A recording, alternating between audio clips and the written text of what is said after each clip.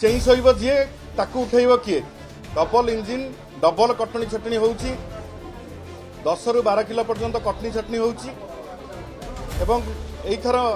150 quintal रु अधिक धान को इनपुट सब्सिडी 800 टंका देबेने बोली जो सरकार घोषणा करछंती ताकू मध्ये हम तीव्र विरोध करूछु। जे धान पड़िकी रही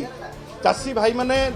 शीत काकर रे खरा रे पड़िकी रहउछंती राति सारा दिन 8 दिन 10 दिन 15 दिन लेखा धान पड़िकी रहउची बिक्री होई पारु नाही टोकन लैप्स करूची टोकन जहाँ को 50 क्विंटाल जे बिकिबा कथा ताकू 20 क्विंटाल 15 क्विंटाल दिया जाइछि।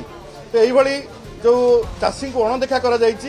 एवं चाषी प्रति जो अन्याय करा जाइछि ताकू बिजु जनता दल तीव्र भाव में विरोध करुछि। ओडिशार चाषी माने जो भली भाव में वर्तमान असुविधा पड़िचंती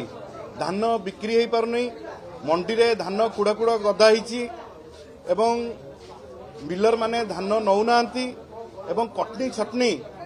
डबल इंजिन डबल कटनी छटनी होउछि 10 ରୁ 12 किलो पर्यंत कटनी छटनी होउछि एवं एथर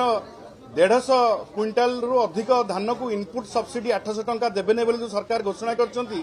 ताकू मध्ये हम तीव्र विरोध करूछु। एही भली परिस्थिति रे सरकार माने चेई शोब जी ताकू उठेब किए जानी शुणी सरकार मिस मैनेजमेंट पाई सरकार गला थरर चाउल मिल रु एपर्यंत उठे नांती ए वर्षर धान संग्रह करी ताकू रखिया पाई मिलर के पाखरे जागा नाही याडे कटनी छटनी को डबल कर दिया जाइछि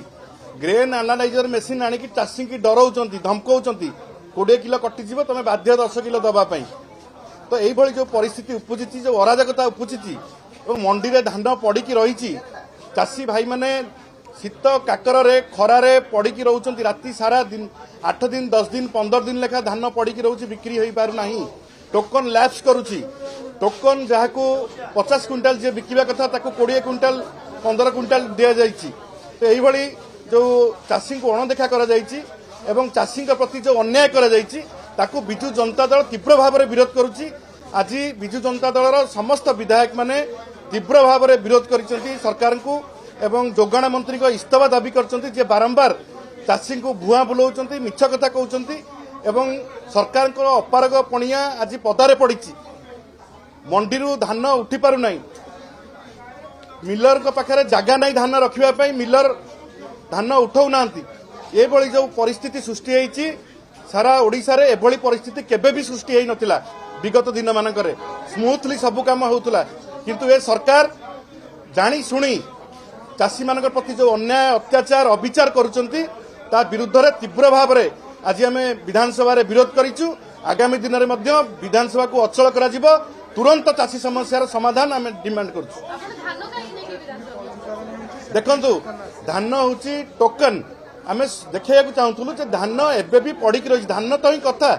चाषींकर धान बिक्री हो पारुनी चाषी माने धान को धरिकी मंडी रे बसचंती टोकन जहाँ को 50 क्विंटाल मिलिया कथा 20 क्विंटाल लेखा मिली 150 क्विंटाल उपर चाषी माने